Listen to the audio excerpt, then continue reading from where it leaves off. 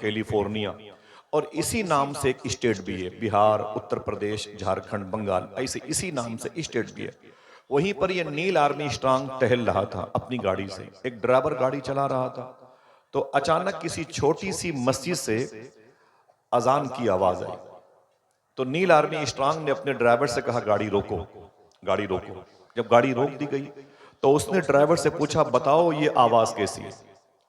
तो ड्राइवर ने कहा बॉस ये इस्लाम धर्म के फॉलोअर हैं, ये प्रेयर इबादत से पहले नमाजियों को बुलाने के लिए अजान देते हैं, अल्लाह अकबर के नारे लगाते हैं, इसलिए इन आवाजों को अजान कहा जाता है और आवाजों पर लब्बैक कहने वालों को नमाजी कहा जाता है।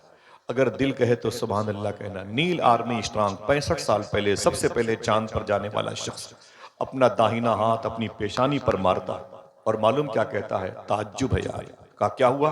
कहा जिस रब ने मुझे पैदा किया है उस रब की अजमत की कसम, मैंने यही आवाज चांद पर सुनी है, यही आवाज चांद पर सुनी जो अभी बुलंद हुई है मस्जिद से, अल्लाह अकबर अल्लाह अकबर, ये आवाज मैंने चांद पर सुनी है। फिर उससे पूछा गया एक इंटरव्यू में नील आर्मस्ट्रांग से कि तुमसे पहले 17 लोगों ने, 17 लोगों ने कोशिश की थी चांद पर जाने की और नहीं जा पाए, तुम कैसे चले गए? साहिबो तुम्हारे घर की बातें करता हूं, घर में रखे हुए उस अखबार की नहीं, जराइम खातून मशरिक की नहीं बात करता, इनकलाब और सहारा की बात नहीं करता, उस कुरान की बात करता हूं जिसके बारे में अल्लाह ने कहा इन्ना नहनु नज़्ज़लना ज़िक्र व इन्ना लहु लहाफ़िज़ून। लेकिन एक बात याद कर लो, कुरान सेफ तो है अल्लाह के फजलो करम से, लेकिन ये कुरान हम पढ़ते हैं लेकिन हम फिर भी झूठ बोलते हैं, हम पढ़ते हैं फिर भी हमारा जहन ऐशो इशत की तरफ माइल है। तो फिर ये कुरान पढ़ना छूना जो सवाबात के काम है वो कैसे है? तो कुरान ने एक खूबसूरत शर्त लगाई है, लाख पढ़ते रहो कुरान फायदा कुछ नहीं होगा, ये कुरान उनके लिए सूदमंद है, हुदल लिल मुत्तकीन, जो परहेजगार है, जो परहेजगार हैं कुरान उनको शूट करता है। समझे? ये नहीं कि जबानों से झूठ बोलो और फिर कुरान पढ़ो, ना ना ना ना, वो ख्वाजा निजामी अमनी का जो कौल है वो उन्हीं बुजुर्गों की तरफ इशारा फरमाता है जिनका दिल मुसलमान था, हमारे लिबास मुसलमान है, ये फर्क है। मालूम है उसने क्या कहा? पूछा गया कि 17 मरतबे लोगों ने कोशिश की थी चांद पर जाने की और जा नहीं पाए, तुम कैसे चले गए? तो नील आर्मस्ट्रांग कहता है कुरान पढ़ के गया हूं। जरा मोहब्बत से बोले, समझ रहे मैं क्या कह रहा हूं? नील आर्मस्ट्रांग कहता है मैं कुरान पढ़ के गया हूं। कहा कुरान में कैसे चांद पर जाने का रास्ता लिखा था? कहा जब मैंने ये तफ्तीश की और इस पर रिसर्च हुआ कि मुसलमानों के नबी आसमान पर कैसे गए थे, तो एक रास्ते का इंतखाब हुआ। कुरान कहता है सुब्हानल्लज़ी असरा बिअब्दिही लैलन मिनल मस्जिदिल हराम इलल मस्जिदिल अक़सा। तो मैंने भी उड़ान भरी अपने मुल्क से और ऊपर जाकर के उस रास्ते में ज्वाइन हो गया जिस रास्ते से मुसलमानों के नबी बैतुल मुक़द्दस से बुराक पर बैठ के आसमान की तरफ गए थे। फिर नील आर्मस्ट्रांग कहता है खुदा की कसम जब मैं उस रास्ते से ज्वाइन हुआ तो बहुत जल्दी मैं चांद पर पहुंच गया। सोचने की बात, ये कुरान वो है जिस कुरान को हमने अपने घर में ऐसे बांध करके रखा है कि वो निकलने ना पाए। अफसोस ये है कि मस्जिद से माइक हॉर्न गायब हो जाते हैं, मस्जिद से के इस्तिंजा खाने से लोटे भी गायब हो जाते हैं, उनके वजूद के लिए खतरा है, इसीलिए अब वो जंजीरों में बंधे रहते हैं। लेकिन अफसोस ये है कभी उत्तर प्रदेश और बिहार और झारखंड में कभी सुना आपने कि किसी मस्जिद से कुरान गायब हुआ है, किसी मस्जिद से रेहल गायब हो चुकी हो, किसी मस्जिद से पंसूरा गायब हो चुका हो, किसी मस्जिद से एक मुसल्ला गायब हो चुका हो, एक तस्बीह गायब हो चुकी है।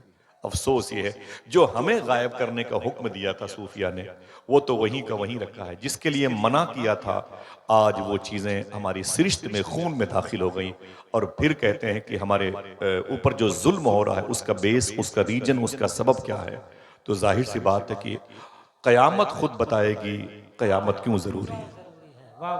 समझ रहे हैं मेरी बहनों? बहुत आराम से बैठना और ये मुबारक महफिल है। कुरान कहता है हुदल लिल मुत्तकीन, ये मुत्तकियों के लिए हिदायत है, ये मुत्तकियों के लिए हिदायत है।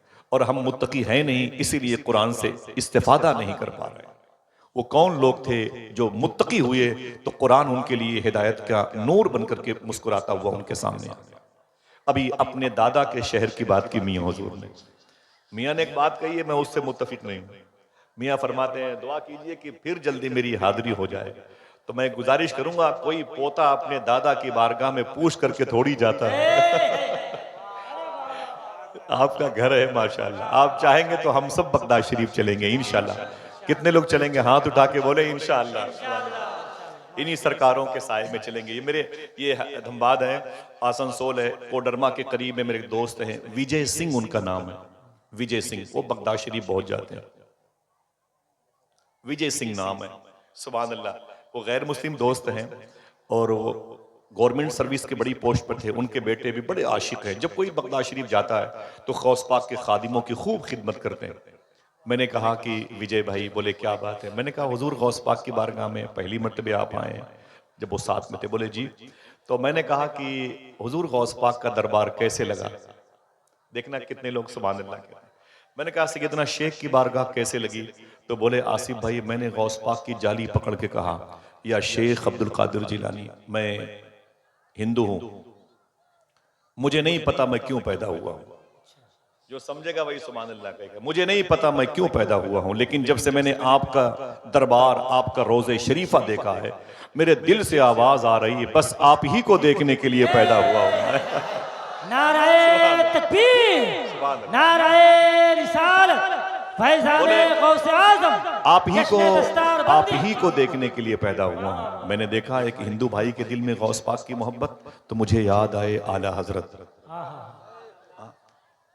गौस पाक के का इश्क एक हिंदू भाई के दिल में देखा तो याद आएगा बरेली शरीफ के ताजदार। और फिर उसी वक्त बदअकीदों की, सलफियों की, वहाबियों की दरीदा दहनी देखी।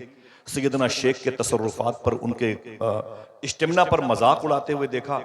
तो मैंने कहा कि 125 साल पहले बरेली शरीफ की जमीन रही होगी। अल्लामा रजा अली खां के बेटे अल्लामा नकी अली खां, उनके बेटे इमाम अहले सुन्नत रहे होंगे। सौदागरान की गली रही होगी, एक छोटा सा हुजरा रहा होगा, आला हजरत बैठे रहे होंगे, एक डायरी सामने रखी रही होगी।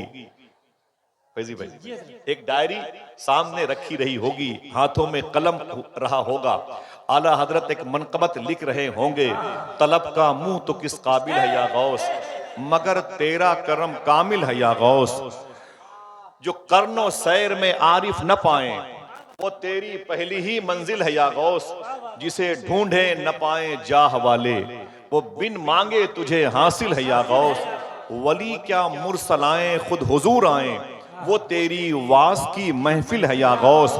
मैंने कहा कहते कहते फिर आला हजरत को इन सलफियों की बदअकीदों की दरीदा दहनी याद आई होगी, और उसी के करीब में हिंदू मजहब के लोगों की गौसे आजम से मोहब्बत भी याद आई होगी। तो आला हजरत ने कलम को डायरी पे रखा होगा और फिर दाहिने हाथ को पेशानी पर मारा होगा और कहा होगा दत्तरी की सितम कोरी वहाबी राफजी की, कि हिंदू तक तेरा कायल है या गौस, कि हिंदू तक तेरा कायल है या गौस। हुजूर सैयदना शेख की बारगाह में इंशाअल्लाह चलेंगे, तसव्वुर में भी चलेंगे बेटे। भाई बहुत बहुत शुक्रिया। चलेंगे इंशाअल्लाह। कितने लोग हाथ उठा के बोले चलेंगे? एक मरतबे मोहब्बत से कह दें लब्बैक या गौसे आजम। ये जिस कुरान की मजलिस में आप आए हुए हैं, ये आप भी पढ़ते हैं, हम भी पढ़ते हैं, लेकिन संवरने वाली जुल्फें वैसी ही बिखरी हुई हैं। लड़कियां आवारा हो गई, लड़के आवारा हो गए।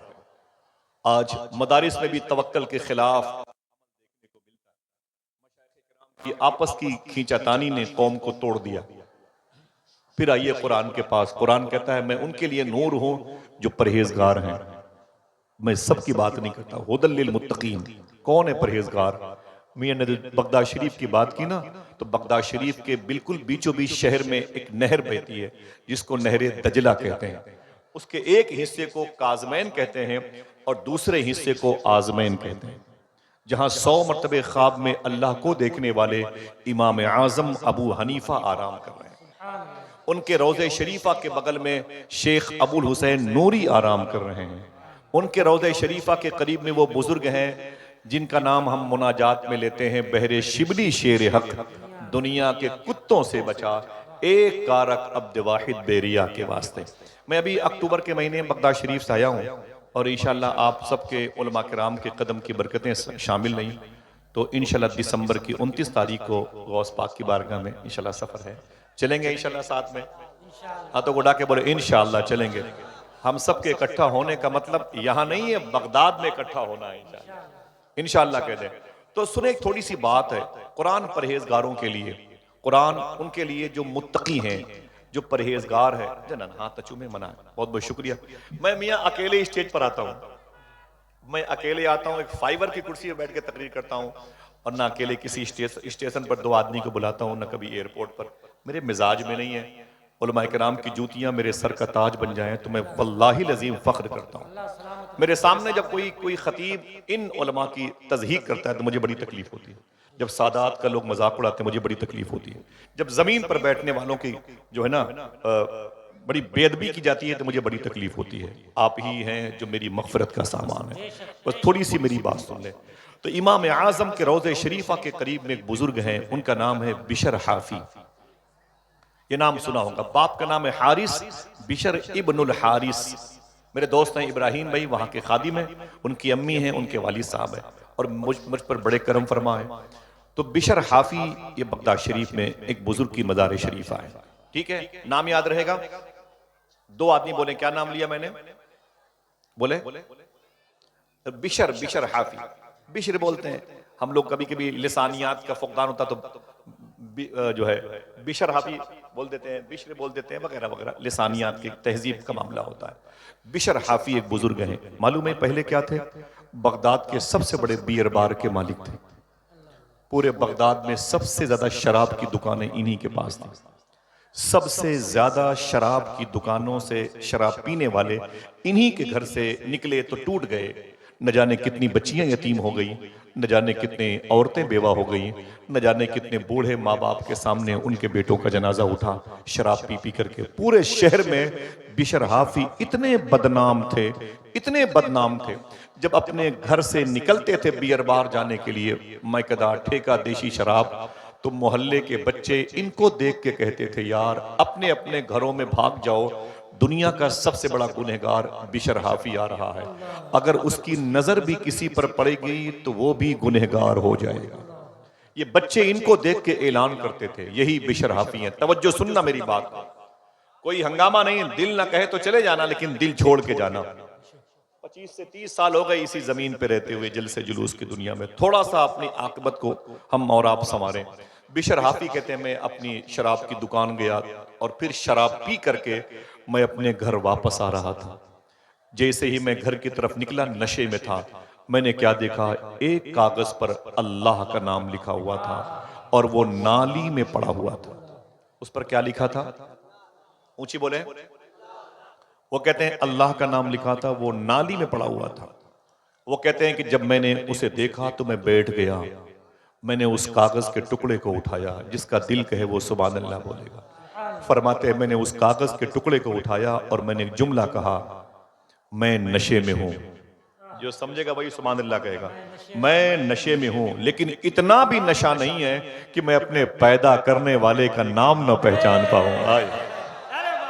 फरमाते हैं मैं नशे में था, मैंने शराब की नशे की कैफियत में उस कागज के टुकड़े को उठाया और उसे मैंने चूम लिया, और चूम करके मैं उसे लेकर के अपने घर आया और उसे मैंने खुशबू में बसाया, और बसा करके मैंने उसे ताक पे रखा।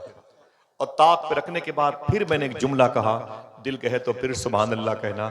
मैंने कहा, ओ नामे खुदा तू बुलंद तेरी जगह बुलंद, तू बुलंद तेरी जगह बुलंद। बस मैं नशे में था और घर के आंगन की चारपाई पर बैठ गया। अचानक मेरे दरवाजे पे दस्तक हुई। कहते हैं कि मैंने दरवाजा खोला तो मैंने कहा कौन? तो बाहर से आने वाले शख्स ने कहा, आप बिशर हाफी हैं? मैंने कहा हाँ। उसने कहा, अभी अभी मेरे पीर साहब ने खुदा से बातें की हैं। बोले फिर? बोले खुदा ने मेरे पीर से कहा है, जा करके बिशर हाफी को मेरा सलाम बोल देना। बहुत बहुत शुक्रिया आपका। जा करके बिशर हाफी को मेरा सलाम बोल देना। इतना सुनना था। बिशर हाफी ने कहा, ना ना ना ना ना, वो मैं थोड़ी हूं जिसको खुदा ने सलाम भेजा होगा। अरे मैं तो शराबी हूं, ठेका देशी शराब, मैं कदे बियर बार का मालिक हूं, वो खुदा ने किसी और को। अल्लाह सलामत रखे मेरे भाइयों को। एक बड़ी दुनिया आबाद किए हुए है नदीम भाई। बेशक बेशक। खुशी होती है ऐसी आवाजें जो नात के हवाले से उनको भी बुलाने की सलाहियत रखती हैं जो कभी नात की महफिलों के करीब से भी नहीं गुजरे। हम हिंदुस्तान के हर उस लहजे का एहतराम करते हैं कि जिसको हुजूर की तारीफ करना, हुजूर की मदह करना, हुजूर की बारगाह में नात का शेर पढ़ना जिसको शरफ मिला, मेरे लिए इस कबीले का हर फर्द लायक एहतराम है। उसमें से नदीम भाई मेरे सर के ताज है। माशाल्लाह माशाल्लाह। बैठे रहिए, कोई हंगामा ना कीजिएगा और उठने बैठने का सिस्टम जैसे नहीं बनाए हैं ऐसे ना बनाइएगा। उसके बाद जब आप कहेंगे तो बातें एंड तक पहुंच जाएंगी। बिशर हाफी कहते हैं कि मैंने कहा क्या हुआ? बोले मेरे पीर ने रब से बातें की हैं, तो मेरे पीर से रब ने कहा है कि जाकर के बिशर हाफी को मेरा सलाम बोल देना। बिशर हाफी रोने लगे, बोले ना ना ना, वो मैं नहीं हूं, मैं तो शराबी हूं। तो बोले यही बात तो मेरे पीर ने अल्लाह से कही। मेरे मौला वो तो शराबी है, उसको सलाम भेजता है। तो बोले मेरे पीर से रब ने कहा सुन मेरे बंदे सुन मेरे दोस्त, अभी अभी बिशर हाफी ने मेरा नाम कागज पे लिखा हुआ था, उसे नाली से निकाल करके धुल करके मुश्क में बसा के ताक पे रखा है। जब से उसने मेरा नाम नाली से निकाल करके उसे खुशबुओं में लपेट के ताक पे रखा है, मैंने भी उसे जहन्नम से निकाल के जन्नत में जाके जगा। पूरा कुरान तो बड़ी बात है यार। एक मिनट आवाज ज्यादा हो गई भाई, आवाज कम करें। पूरा कुरान तो बड़ी बात है अब्दुल सत्तार भाई, ये बड़ी बात है भाई, बड़ी बात। आप देखें कि इस कुरान को नाजिल करने वाले का नाम किस कदर बाबरकत है। बिशर हाफी रोने लगे, बोले मेरे मौला तू तो जानता है कि मैंने इन बच्चियों को यतीम किया है, मैंने इन बुजुर्गों को पनपने नहीं दिया, कस्बे से ज्यादा कब्रस्तानों में लोगों को पहुंचाया है शराब पिला के। एक दिन तेरा नाम उठाया तो तूने मुझे सलाम भेजा। तड़पने लगे, शराब की भट्टियां तोड़ दी, सब खत्म कर दिया। आके नहाए, नहाने के बाद नया लिबास पहना। आज इरादा करके निकले हैं अल्लाह का वली कोई मिलेगा तो उसके हाथ पे तौबा करूंगा और फिर पूरी जिंदगी अल्लाह वालों की सोहबत में रहूंगा। आज तौबा करने के इरादे से जैसे निकले हैं वैसे मोहल्ले के वो बच्चे जो इनको देख करके ये कहते थे अपने अपने घरों में घुस जाओ वरना बिशर हाफी दुनिया का सबसे बड़ा गुनहगार आ रहा है, अगर इसकी नजर भी किसी पर पड़ गई तो वो भी गुनहगार हो जाएगा। आज वही बच्चे ये कह के घर से बाहर निकलने लगे, यार बाहर आ जाओ, अरे बच्चों बाहर आ जाओ, देखो बिशर हाफी तौबा करने जा रहा है। आज इसके कुर्ते की भी हवा किसी को लग गई तो वो भी अल्लाह का वली हो जाएगा। नजरें बदल गई तो नजारे बदल गए। कुरान मुत्तकियों के लिए हिदायत है। सरकारे बिशर हाफी फरमाते हैं मैं निकला तो एक अजीम शान बुजुर्ग थे, उनकी बारगाह में गया। इनकी जो मज़ार शरीफा है बगदाद शरीफ में मौजूद है, इमाम आज़म अबू हनीफा के रोज़े शरीफा के करीब में मौजूद है। चलेंगे इंशाअल्लाह। सुने सुने ये बात आगे की है।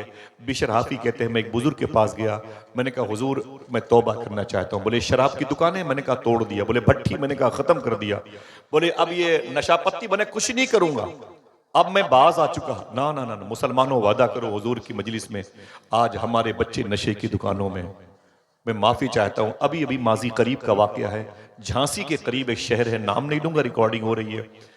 बेटा तीसरे फ्लोर से नीचे गिर पड़ा, दूसरे फ्लोर छत से नीचे गिर पड़ा और वहीं जख्मी होकर मर गया।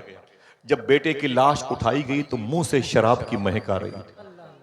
जब उसके बाप और उसके दूसरे भाई को फोन करके बुलाया गया, जब बाप और बेटे आए बेटे और भाई के जनाजे में, तो वो दोनों नशे में थे,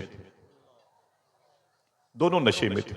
यानी पूरा घर का घर शराबी था। जरा सोचो, दरूद पढ़ने वाली जबानें अगर शराब पीने लगेंगी तो कुरान का एजाज, कुरान की बरकतें कहां जाएंगी? इसीलिए हमको अल्लाह ने पैदा किया। ना ना ना ना, आइए राह रास्त की तरफ, अच्छी राह की तरफ। एक ही लाइफ है, ये फिल्मी और कुफरी अकीदा है। 7 जन्म 7 जन्म 7 जन्म, इसी जमाने में इसी जिंदगी में हमें खुदा को राजी करना है इंशाअल्लाह। ये ड्रामा है कि हम दूसरे जन्म में तीसरे जन्म में, ना ना ना, ये ख्याली पुलाव है, भूल जाए। इसी कोर्ट कचहरी मुकदमा सारे काम हो रहे हैं, आखिर रब को राजी कब किया जाएगा? मालूम है आपको, आप इंस्टाग्राम की दुनिया में जाएं, मुसलमानों की लड़कियां खिंजीर का गोश्त खाने वालों के साथ रातें गुजारती हैं, सुअर खाने वालों के साथ। बुरा न माने, मुझसे ज्यादा कौन क्या सफर करेगा? 30 साल हो गए। नदीम भाई ये सब अपने डिपार्ट के लोग हैं। वादा करो दोस्तों कि इसके इलाज की तरफ चलें। आखिर इसका इलाज क्या है? कुरान तो पढ़ते हैं, पढ़ती हैं, लेकिन फिर भी असर क्यों नहीं होता? इसलिए नहीं, कुरान परहेजगारों के लिए हिदायत है, परहेजगारों के लिए। अगर हम झूठ बोलना बंद कर दें तो कुरान का नूर हमारे अंदर दाखिल हो जाएगा। हम अगर हराम खाना बंद कर दें तो कुरान का फैज हमें मिलने लगेगा। वादा करो इंशाअल्लाह इस मजलिस में इतनी बड़ी भीड़ है हुजूर की उम्मत की, क्या हम हलाल खाने का इरादा कर सकते हैं? कसम नहीं खिलाता, मेरी टोपी आपके जूतों के नीचे रखी, समझ में, कसम नहीं खिलाता, लेकिन वादा कर सकते हो हम दोनों मिलके इंशाअल्लाह हराम नहीं खाएंगे। ये झारखंड की जमीन है, करीब में पटना है, ये गया से हट करके अच्छा शहर है, बुजुर्गों का शहर है। उसके करीब में सुरकाही शरीफ है। सरकार तेग अली शाह रहमतुल्लाह अलैह की बारगाह है। तेग अली शाह सरकार अपने मुरीद के यहाँ तशरीफ ले गए और मुरीद से कहने लगे कि मेरे घोड़े के लिए चारा लाओ और मुझे लोटे में पानी लाओ। तो मुरीद ने लोटे में पानी दिया। तेग अली शाह सरकार ने वजू किया, नमाज के लिए मुसल्ले पे चले गए, घोड़े को चारा दिया, वो खाने लगा तो घोड़ा जमीन पर गिर पड़ा, वो तड़पने लगा। मुरीद ने कहा हुजूर आपका घोड़ा बीमार पड़ गया। तेग अली शाह सरकार दौड़ के आए, देखा तो घोड़ा तड़प रहा था, उसकी पीठ पर हाथ रखा, कहा अय मेरे मौला ये मेरा दोस्त है, मेरे सफर का साथी है, मेरी मुश्किलों का साथी है, जहां कोई नहीं जाता वहां ये मेरे साथ जाता है, मेरे मौला इसे शिफा अता फरमा। हाथ फेरते जाते थे, जब उसके मुंह के करीब गए तो चारा, घास और गंदा पानी मुंह से निकला हुआ था, बाहर टपक रहा था और घोड़ा तड़प रहा था। तेग अली शाह सरकार ने क्या फरमाया, जब उस घोड़े के चेहरे को, उसके मुंह से घास को निकले हुए देखा ना, फरमाया कि इधर इधर अपने मुरीद को कहा सच बताना ये घास कहां थी, ये घास कहां थी? उसने कहा हुजूर आप ही ने कहा था कि मेरा घोड़ा भूखा है, इसे चारा दे दो, खाना दे दो, इसे घास दे दो, तो मैंने इसके लिए घास काट के लाके अभी दिया है। तो तेग अली शाह ने फरमाया वो घास किसके खेत की लाए हो? बोले करीब में वो खेत है, मैं वहीं से काट करके लाया हूं। तेग अली शाह ने फरमाया सच बोलना वो खेत किसका है, सच बोलना वो खेत किसका है? उसने कहा मेरे ही कस्बे के एक साहब का है। बोले वो हैं कहां? बोले वो रहते हैं दूसरे मोहल्ले में। तेग अली शाह ने फरमाया सच बताना क्या तूने बगैर पूछे घास काट के मेरे घोड़े को खिलाया है? तो मुरीद ने कहा हुजूर हाँ ये गलती मुझसे हो गई है। साहिबो कभी न भूलना इस मजलिस को और इस जुमले को। तेग अली शाह रोने लगे और आपने फरमाया सुन, जैसे तेग अली हराम नहीं खाता, तेग अली का घोड़ा भी हराम नहीं खाता।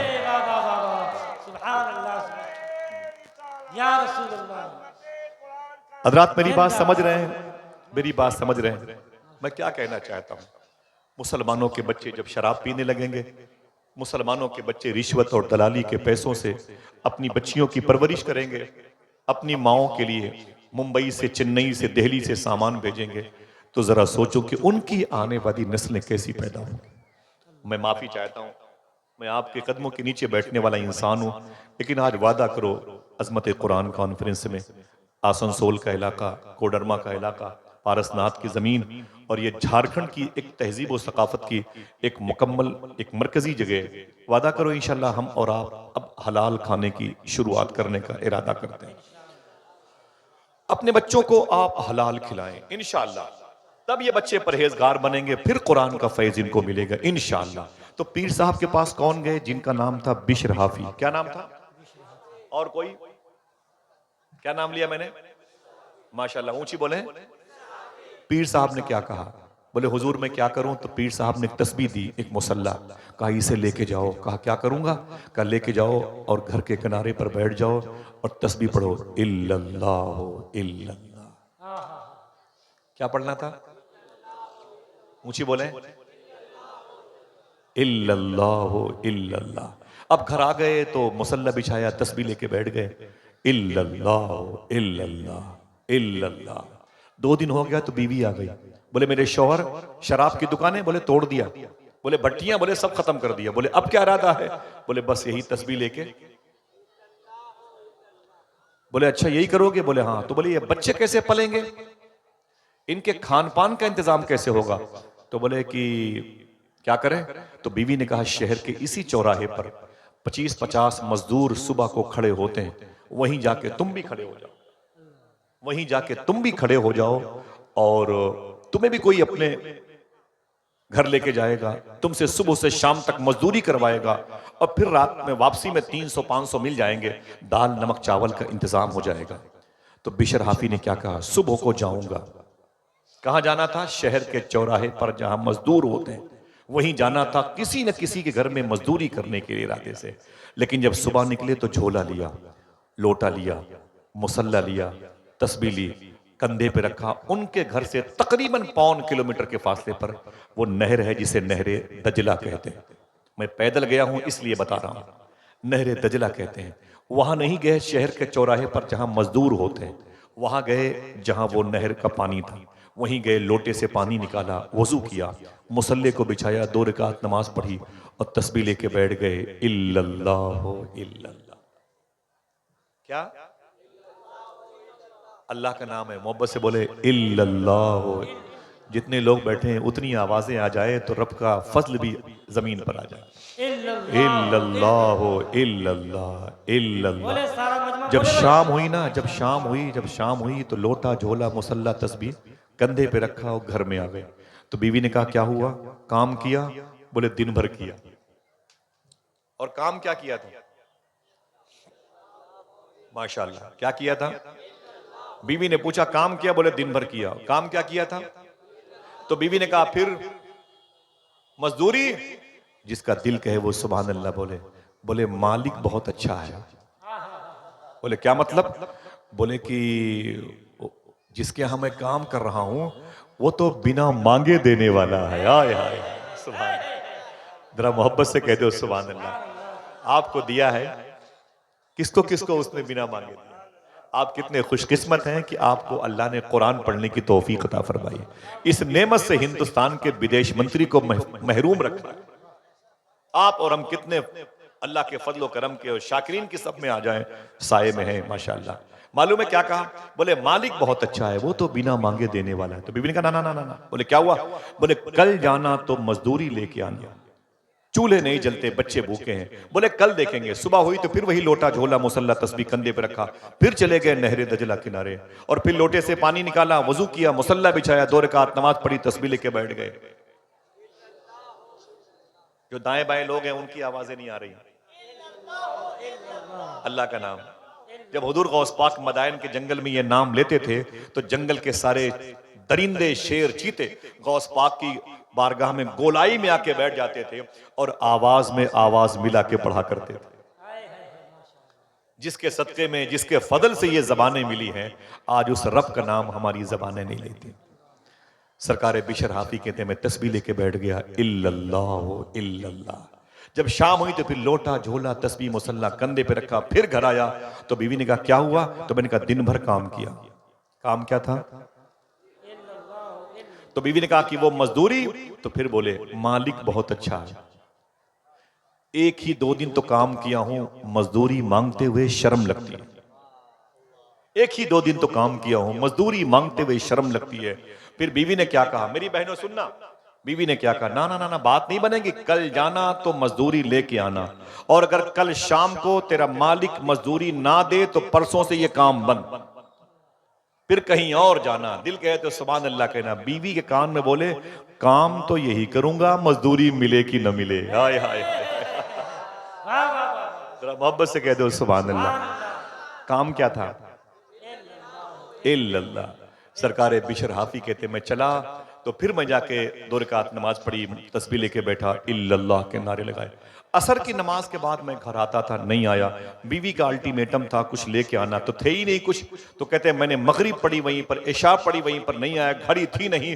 मिसाल के तौर पर सोचे कि रात के आखिरी हिस्से में जाएंगे, मेरी बीवी मेरे बच्चे अंधेरे में सो जाएंगे, मैं जाऊंगा दरवाजे पे बैठ जाऊंगा और फिर जब दरवाजे पर बैठ जाऊंगा तो चटाई पे सो जाऊंगा, फजर की आवाज आएगी अजान की, मस्जिद चला जाऊंगा, नमाज पढ़कर सीधे भूखा प्यासा नहरे दजला के पास आऊंगा, फिर यही लोटे से वजू का पानी निकालूंगा, वजू के बाद चटाई बिछा के, मुसल्ला बिछा के नमाज पढ़ूंगा, फिर यही तस्बीह लेके बैठ जाऊंगा। जब बीवी से मुलाकात ही नहीं होगी तो बीवी के सवाल का जवाब मुझे देने की जरूरत नहीं है।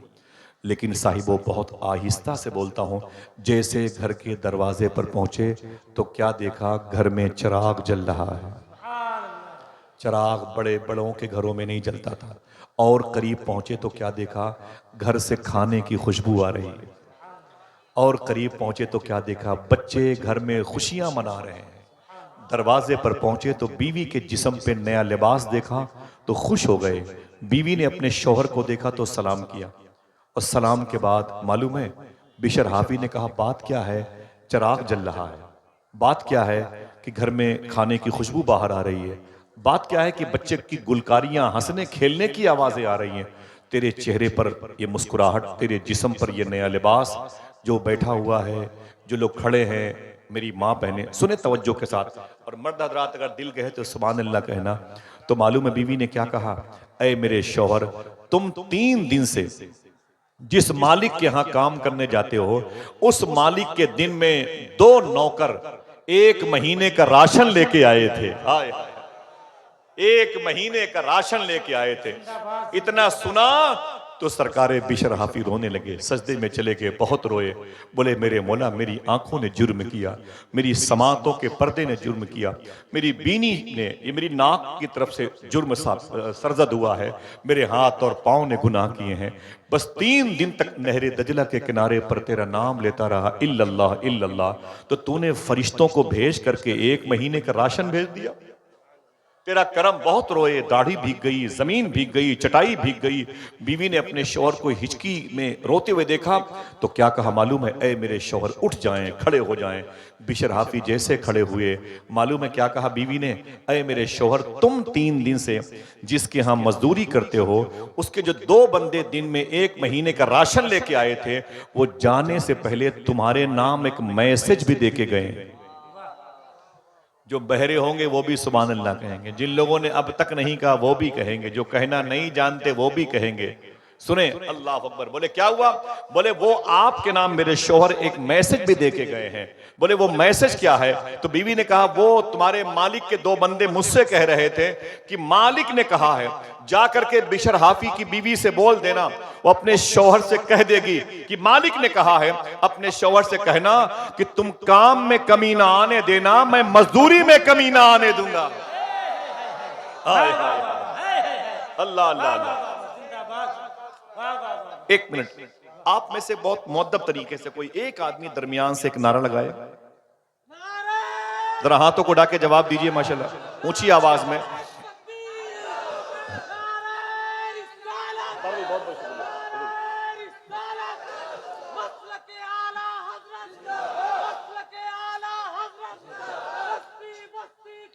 रदी अल्लाह तआला अन्हु।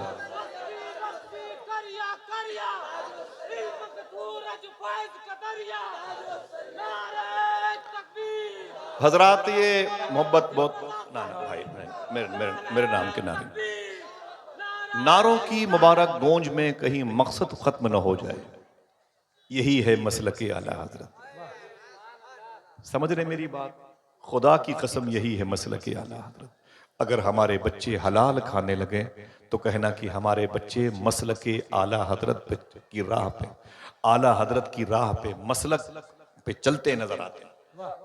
वल्लाही लजीम, झूठ बोलने से हमारे बच्चे बाज आ जाएं तो कहना कि मेरे बच्चे अब कुरान के फैजान का नूर पा चुके हैं। क्या कहा था कि तुम्हारे, अच्छा अभी तक मालिक पेंडिंग में है, वो मालिक कौन है? 3 दिन तक अल्लाह का नाम लिया, 1 महीने का राशन आया, आवाज दी गई तुम काम में कमी ना आने देना, मैं मजदूरी में कमी ना आने। मुझे बताएं कि अल्लाह का फضل कैसे जाहिर होता है। ये 3 दिन काम किया था तो 3 दिन की मजदूरी आती नहीं। जो उसका नाम 1 मर्तबे लेता है, अल्लाह मकबूल लोगों की महफिल में उसका नाम 10 मर्तबे लेने की तौफीक अता फरमाता है। 1 के बदले 10, 2 के बदले 20 और 3 के बदले 30 दिन की बरकतें अल्लाह ने अता फरमाई। कभी कभी मालूम है, आइए मस्जिद के कोने में, मैं गुजारिश करता हूँ, माँ बहनों से भी गुजारिश करता हूँ, तुम्हारी औलाद है, ये तुम्हारे शौहर कहते हैं फलां होटल की पनीर बहुत अच्छी है, फलां होटल की बिरयानी बड़ी अच्छी है, आओ चलते हैं वहां खाने के लिए। इनसे कहो कि कभी कभी मोहल्ले की मस्जिद में चले जाएं, इस्तिंजा खाने साफ कर दें, मस्जिद के जो मुसल्ले हैं उन पर इत्र लगा दें, कुरान के पारे जो बोसीदा हैं, जुज़दान पुराने हैं, मेरी बहनों 50-50 हजार रुपए के लाचे पहन के शादियों में दुल्हन बन के घूमती है मेरी बहनें। सूफिया कहते हैं इन लड़कियों से कहो कभी मार्केट से अपने शौहर से अच्छे कपड़े मंगवाएं, नया जुज़दान कुरान का नया लिबास बना करके उसे मस्जिद में भेज दें।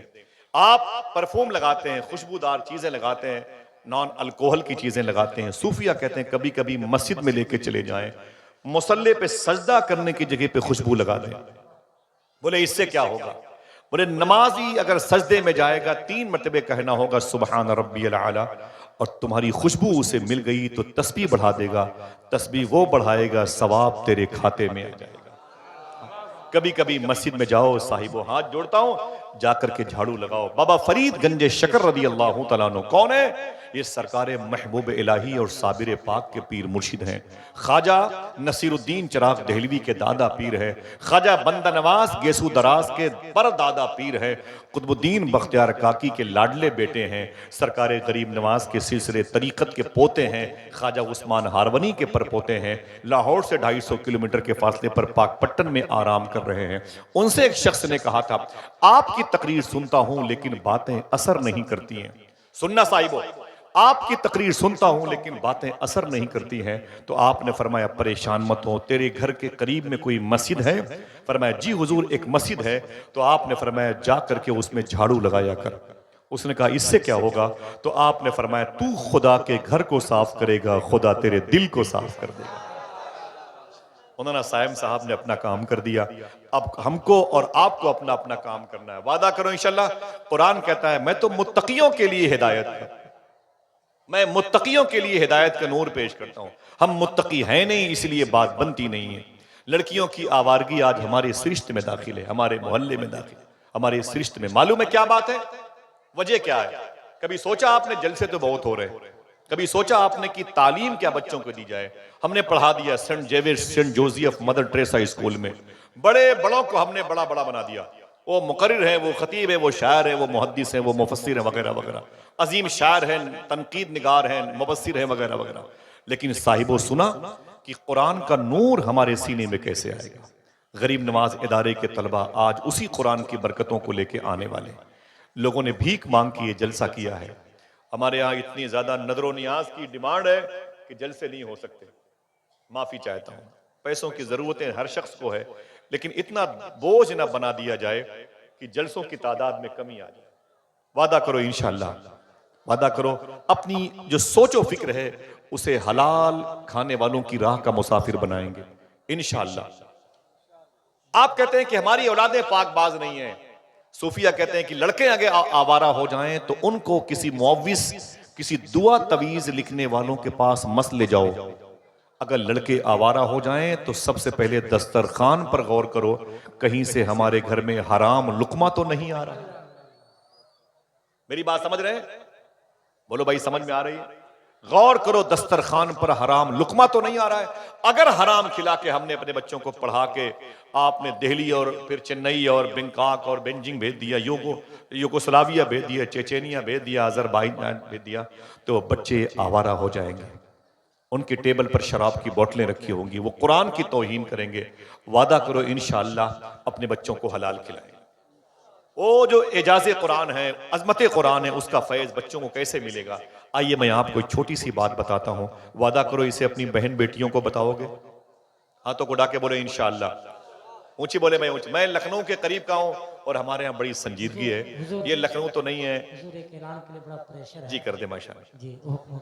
वो स्टेज के बाएं तरफ जो गाड़ियां हैं, मैं उनसे गुजारिश करूंगा कि आप गाड़ी हटा लें ताकि लोगों को आने जाने में कोई परेशानी ना हो। स्टेज के बाएं तरफ जो गाड़ियां लगी हुई हैं, मैं उनके मालिकान से गुजारिश करूंगा कि आप गाड़ी को सेट कर लें। बहुत बहुत शुक्रिया। जरा हाथों को उठा के बोल दें लब्बैक या रसूल अल्लाह। लब्बैक या रसूल। ऊंची बोले, ऊंची बोले। अब सफर करना आसान काम नहीं है। ट्रेनों पर हो, आपको देख करके कमेंट्स होता है, आपको देख के तनकीद होती है। फ्लाइट में जाएं तो परेशानी है, टोपी लगा लें तो परेशानी है, उतार दे तो परेशानी है।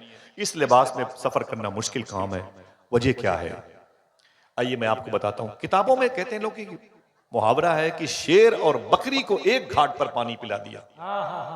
हमारे यहाँ एक इमाम साहब आए हैं, लोग कहते हैं वो जो है ना बड़े बड़ों को भी गरीबों के करीब लाके खड़ा कर दिया, शेर और बकरी को एक घाट पर पानी पिला दिया।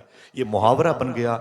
लेकिन हमने कहा क्या कभी ऐसा हुआ है कि शेर और बकरी को एक घाट पर पानी पीते हुए देखा गया है?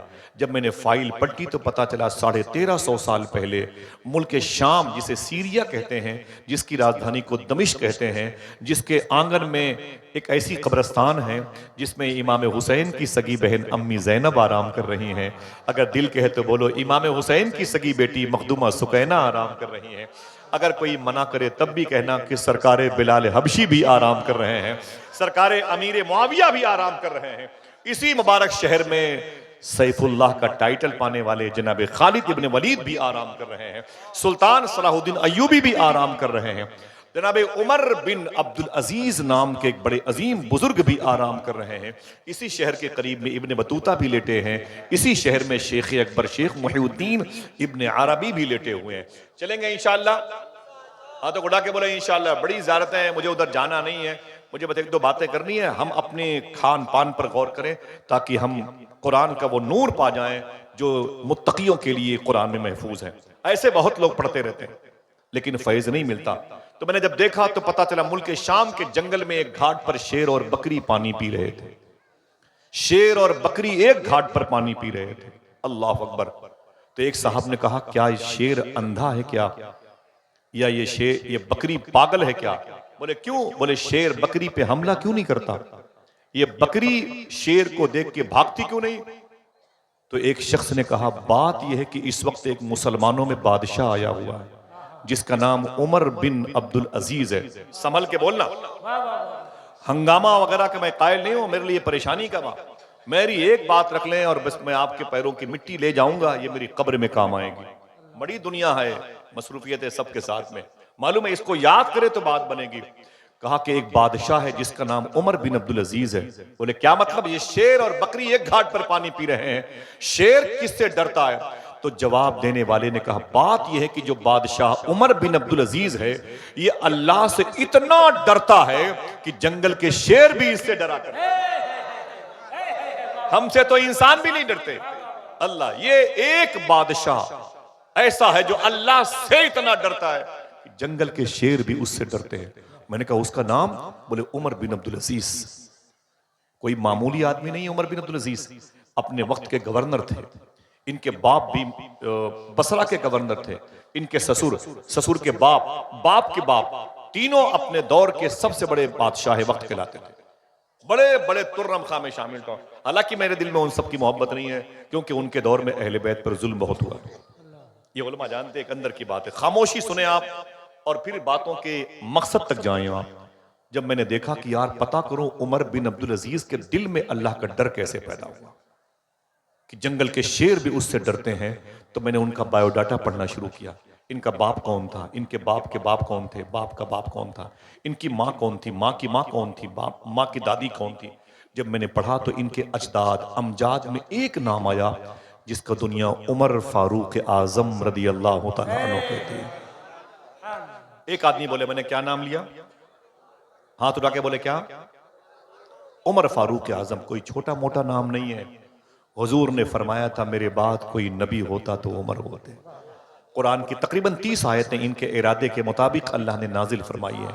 हुजूर ने फरमाया था उमर जिस गली से गुजरता है उस गली से शैतान नहीं गुजरता।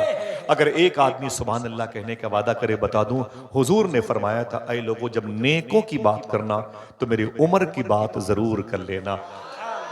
पहलू ये रसूल में लेटे हुए हैं, हुजूर के पहलू में वो गुम्बद खदरा जो लकड़ी का बना हुआ है उसके नीचे हुजूर के पहलू में लेटे हुए हैं। शायर ने कहा कि महकी महकी हुई क्यों आज ये पुरवाई है, हो के शायद ये मदीने से अभी आई है।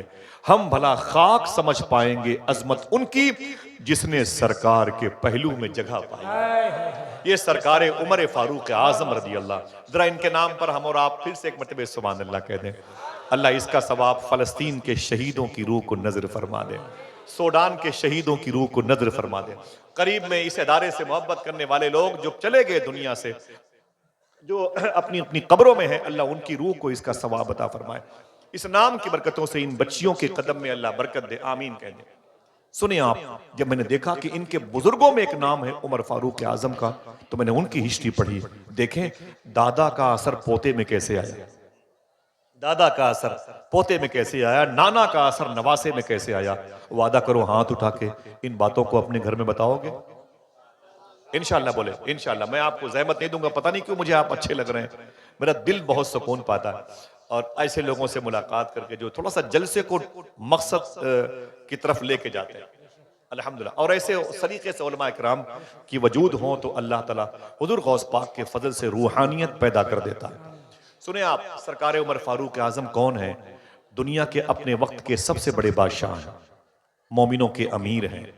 इतने बड़े मोमिनों के अमीर के बावजूद रातों को मदीने शरीफ में उमर फारूक आजम जब रातों को निकलते थे मदीने शरीफ की गलियों में अकेले, तो अपने चेहरे को छुपा लेते थे। उमर फारूक आजम अपने चेहरे को छुपा लेते और असा लाठी लेते और पगड़ी बांध लेते, और रातों को हर घर के दरवाजे के करीब कान लगा के सुनते। अगर कोई बूढ़ा ज़ईफ इंसान रोता दवा के लिए तो उसकी दवा का इंतजाम कर दे। अगर कोई औरत डिलीवरी पोजीशन में होती तो अपनी बीवी को लेके आते, हदीस शरीफ में है। और अगर कोई बच्चा भूखा सोता रोता रहता तो अपने घर से वो अनाज ला करके, आटे ला करके उसके घर में रोटियां अपने हाथों से बनाते थे और उन यतीम बच्चों को खिलाया करते थे। ये उमर फारूक आजम की आदत थी। एक दरवाजे के करीब से निकले तो अंदर से आवाज आ रही थी। माँ ने अपनी बेटी से कहा, अरे मेरी बेटी दूध में पानी मिला दे। क्या कहा? दूध में पानी मिला दे। दूध में पानी मिला दे। माँ ने अपनी बेटी से कहा दूध में पानी मिला दे। तो बेटी ने क्या कहा? ना ना ना ना ना। बोले क्यों? बोले उमर फारूक आजम ने मना किया। जल्दी बोलो, उमर कहां है? हजरत उमर कहां है? दरवाजे पर खड़े हैं। फिर रिवर्स करता हूं, मां ने कहा दूध में पानी मिला दे, तो लड़की ने कहा उमर फारूक आजम ने मना किया। तो मां ने कहा क्या उमर देख रहा है क्या? जिसका दिल कहे वो सुभान अल्लाह बोलेगा। मां ने कहा क्या उमर देख रहा है क्या? तो लड़की ने कहा उमर नहीं देख रहा है, उमर का खुदा तो देख रहा है। आय हाय हाय, अल्लाह अकबर अल्लाह अकबर। क्या अकीदा था यार, इन्हीं के लिए कुरान कहता है मैं इन्हीं के लिए हिदायत हूं। उमर नहीं देख रहा है, उमर का खुदा तो देख रहा है। अच्छा, ये अकीदा आपका है? किसका किसका अकीदा है कि अल्लाह उसे देख रहा है? उठाए रखें, उठाए रखें, तकलीफ ना हो तो उठाए रखें। अकीदा है आपका अल्लाह उसे देख रहा है। हमारा तो अकीदा है कि अल्लाह के फजल से उसका हबीब भी हमें देख रहा है। अकीदा है, लेकिन माफी चाहता हूं, यही अकीदा बंद कमरे में होते हैं तो कहां चला जाता है। जब हम होते हैं खिड़कियों के पर्दे बंद करते हैं, बहुत बहुत शुक्रिया भाई, खिड़कियों के पर्दे बंद करते हैं और दरवाजे बंद करते हैं, मोबाइल हमारे हाथों में होता है, रात रात भर गाने बजाने सुनते हैं, तो ये अकीदा उस वक्त कहां चला जाता है? समझ रहे हैं? उस वक्त भी तो अल्लाह हमें देखता है, उस वक्त भी तो अल्लाह के रसूल हमें देखते हैं। तो क्या ये सारे जुर्म हम अल्लाह के रसूल की मौजूदगी में करते हैं? हमें आप बताएं, और आप मुझ जैसे कुत्तों से बदतर इंसान से पूछें, आसिफ साहब तुम भी तो यही जुर्म करते हो, तो न तुम्हारे पास कोई जवाब मिलेगा न मेरे पास कोई जवाब मिलेगा। माफी चाहता हूं, जब कोई बड़े अलकाबो आदाब से बुलाता है तो मुझे बड़ी तकलीफ होती है। दुआ करें अल्लाह हम सबका ईमान पर खात्मा अता फरमाए। साहिबो, बड़ी अंधेर कब्र है और बड़ी मुश्किल की वो आने वाली साअत है जिसकी तरफ दिल जाता है तो रातों को नींद नहीं आती है। अल्लाह हम सबको आखिरत की तैयारी का जज्बा अता फरमाए। आमीन कह दो। क्या कहा? माँ ने कहा दूध में पानी मिला दो। लड़की ने कहा कि उमर फारूक आजम ने मना किया। माँ ने कहा क्या उमर देख रहा है? कहा।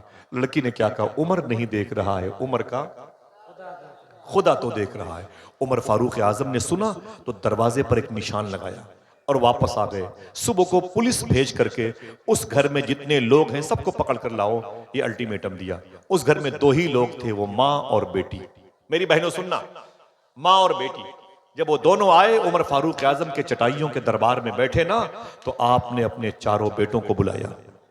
उमर फारूक आजम ने कहा बैठ जाओ, और उस औरत से क्या फरमाया? औरत सुन, सच बोलना, झूठ न बोलना। ये बता, रात में किसने कहा था दूध में पानी मिला दे? रात में किसने कहा था दूध में पानी मिला दे? उस औरत ने कहा यह गलती मुझसे हुई है। अच्छा, ये किसने कहा था कि उमर फारूक आजम ने मना किया? लड़की ने कहा बेइज़्निल्लाह मैंने कहा था। अल्लाह के हुक्म से मैंने ये बात कही। अच्छा, ये किसने कहा था? अरे मिला दे, क्या उमर देख रहा है क्या? उस औरत ने कहा ये गलती मुझसे हुई है। तो उमर फारूक आजम ने कहा अच्छा ये किसने कहा था कि उमर नहीं देख रहा है, उमर का खुदा तो देख रहा है। लड़की ने कहा कि हुजूर ये बात मैंने कही थी। उमर फारूक आजम रोने लगे, बहुत रोए, दाढ़ी शरीफ भीग गई। और आपने अपने बेटों से कहा ऐ मेरे बेटों, फरमाया क्या बात है? कहा मैं ये चाहता हूं कि तुम चारों में से तीन अपनी शादी अपनी मर्जी के मुताबिक कर ले, लेकिन आप चारों में से कोई एक बेटा अपनी एक शादी मेरी मर्जी के मुताबिक कर ले। तो चारों में से एक बेटे ने कहा अब्बू आप किसी बेटे की शादी कहाँ एक की शादी करना चाहते हैं? दिल कहे तो सुभान अल्लाह कहना। उमर फारूक आजम ने कहा मैं इस लड़की से अपने किसी एक बेटे का रिश्ता करना चाहता हूं। बेटे ने कहा चंद मिनटों की गुफ्तगू में आपने इस लड़की के अंदर क्या चीज देख लिया कि आपको बहू बनाने का इसका दिल कहने लगा। उमर फारूक आजम रोने लगे और क्या कहा साहिबो, ये मुबारक जमीन है, रिकॉर्डिंग हो रही है, पूरी दुनिया के लोग देखेंगे सुनेंगे। उमर फारूक आजम ने क्या कहा, अरे मेरे बेटे सुन, ये लड़की अल्लाह से बहुत डरती है, ये लड़की अल्लाह से बहुत डरती है, अल्लाह से बहुत डरती है। मेरा दिल कह रहा है कि ये जिस घर में दुल्हन बन के जाएगी, जिस शौहर के निकाह में होगी, जिसकी ये जौजा बनेगी, इसका हस्बैंड जिसका जव्वज बनेगा, वो दोनों इतने खुशकिस्मत होंगे। जिस घर में ये लड़की जाएगी अल्लाह से इतना डरती है, इस डर की वजह से अल्लाह इसकी नस्लों को अपना वली बना के पैदा करेगा। इसके घर में विलायत बन करके नूर आएगा, इसका शहजादा आएगा, इससे घर में जो औलादे होंगी ना अल्लाह का मुकर्रब बन के पैदा होंगे। बेटा तैयार हो गया, क्या कहते हैं, चट मंगनी पट बिया। उसी दरबार में उमर फारूक आजम ने उस लड़की का रिश्ता अपने बेटे से कर दिया। कहानी खत्म नहीं होती है, एंड तक लेके जाती है। देखें इस कहानी का टर्निंग पॉइंट, जब इस नियत खालिस के साथ रिश्ते हुआ करते हैं तो खुदा की कसम फिर क्या होता है, अगर दिल कहे तो हाथों को उठा के सुभान अल्लाह कहना। जब ऐसी लड़की का कदम उमर फारूक आजम के घर में आया और उनके बेटे ने इत्तिसाल का शरफ हासिल किया, तो इन्हीं की तीसरी नस्ल जब पैदा हुई तो दुनिया उसी को जनाबे उमर बिन अब्दुल अजीज के नाम से जानती है कि जो अल्लाह से इतना डरता था कि जंगल के शेर भी उससे डरा करते। समझ रहे आप मेरी बात को? हम तो खेल कूद करने वाले लोग हैं, हमें तो तफरी करना है, मजाक करना है, हंसी मजाक की महफिलों के हम दिल दादा है। हमारी नस्लें कैसे पाकीज़ा होंगी। कुरान कहता है कि ये जो हिदायत है ना वो मुत्तकियों के लिए, परहेजगारों के लिए, और हम परहेजगार है नहीं, इसीलिए बात नहीं बनती। वादा करो इंशाल्लाह हलाल खाएंगे, सच बोलेंगे, हलाल खाएंगे। कितने लोग हाथ उठा के बोले इंशाल्लाह? 10 साल तक किसी दूसरे जलसे में नहीं जाओगे, लेकिन अगर अभी से सच बोलना, हलाल खाना शुरू कर दोगे तो हर शब्द को जलसे में होने का सवाब मिलता रहेगा इंशाल्लाह। इजाजत दो तो एक आखिरी बात कर दूं, माफी चाहता हूँ भाई, बहुत बहुत मुबारक हो उलमाए किराम की तरफ से। जरा हाथों को उठा के बोले लब्बैक या रसूल अल्लाह, ऊंची बोले, ऊंची बोले। ये कुरान किसके लिए हिदायत है? हुदल लिल मुत्तकीन, परहेजगारों के लिए। जो परहेज, झूठ से परहेज, गीबत से परहेज, जना से परहेज, बदख्याली, बदफिक्री, बदअहदी और बदकौली से परहेज करता है, जो हलाल खाता है, उसके लिए कुरान हिदायत का नूर बन गया। जरा प्यार से कह दो सुभान अल्लाह। नदीम भाई इजाजत है? कोई दिक्कत भाई? अल्लाह रास, माशाल्लाह। नदीम भाई आए हैं, कोई एक नारा तो लगाए। आप नहीं भाई, अल्लाह सलामत रखे मेरे भाई को, माशाल्लाह।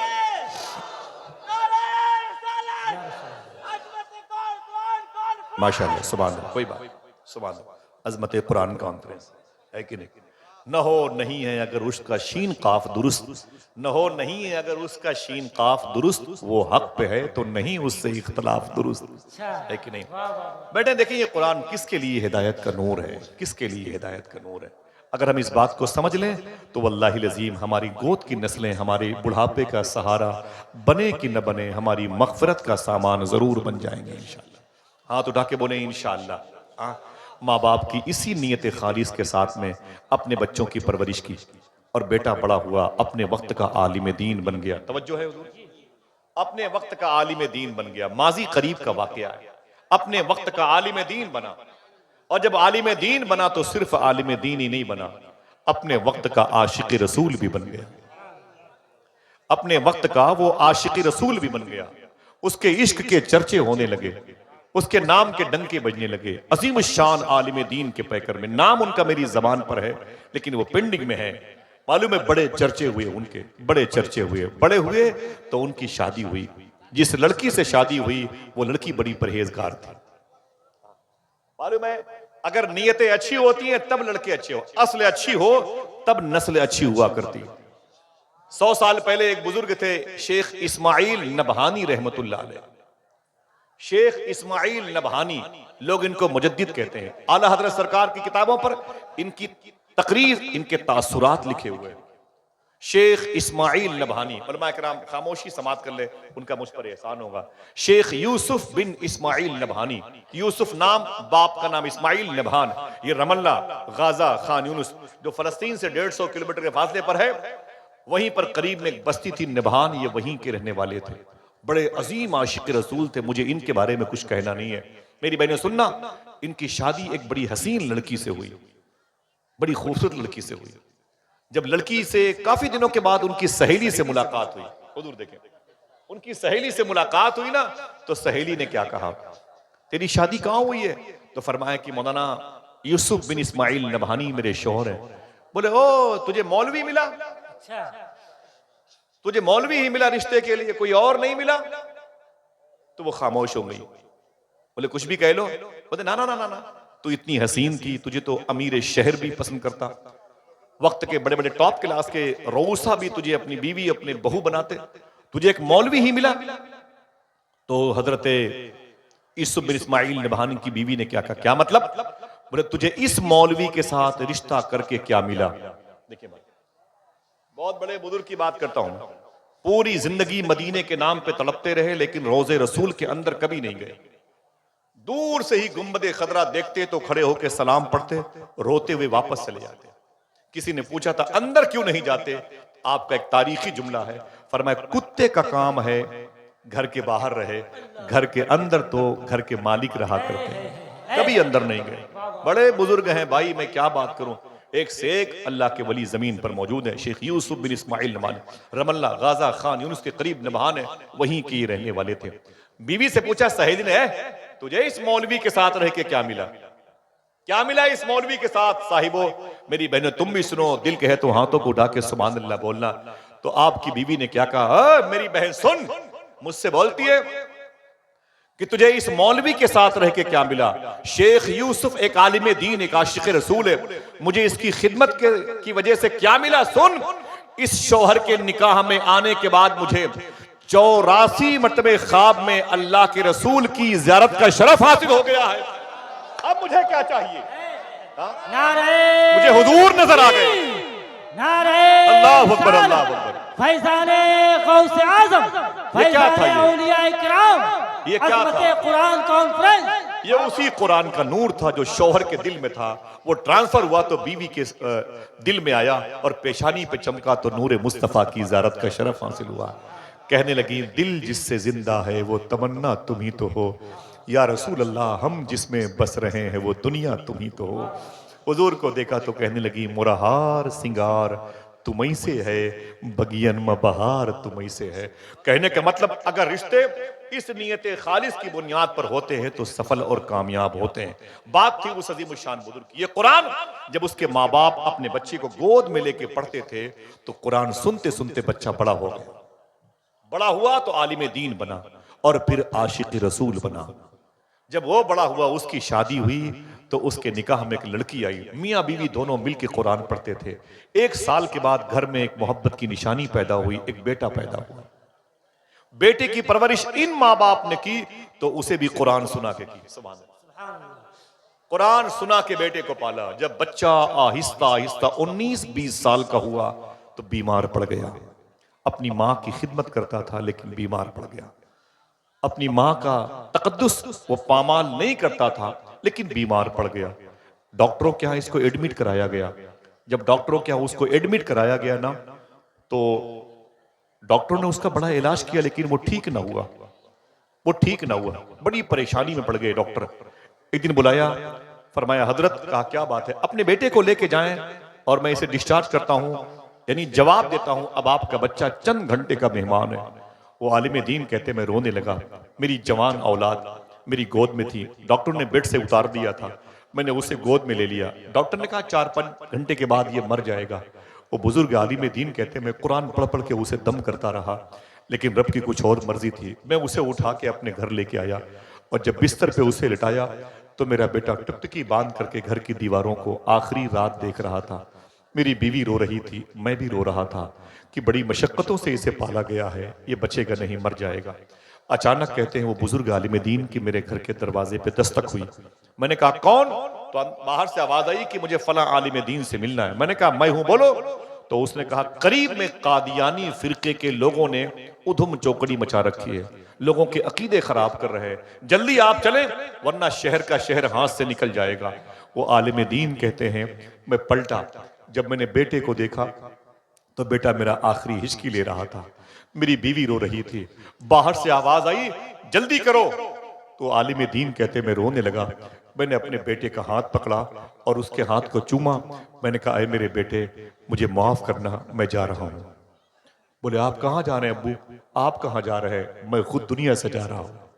तो बाप ने कहा कि ऐ मेरे बेटे तुझे पता नहीं है, नबी का दीन मुझे आवाज दे रहा है, हुसैन का दीन मुझे आवाज दे रहा है। वो कुरान जिसे नेज़े की नोक पर इमाम हुसैन ने पढ़ा था, वो कुरान, उसकी अजमत खतरे में है, मुझे जाना है।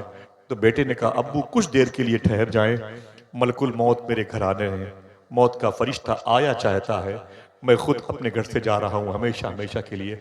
बाप ने कहा अरे मेरे बेटे मैं 1 मिनट भी नहीं ठहर सकता। कहा क्यों? कहा मुझे कुरान की अजमतें आवाज दे रही है। तो बेटे ने कहा अब्बू मैं मर जाऊंगा, उस तारीखी जुमले को याद करें। तो उस आलिम दीन ने क्या कहा था? उसने कहा आए मेरे बेटे सुन, तुझ जैसे हजारों बेटे नबी के नाम पे कुर्बान हो जाए।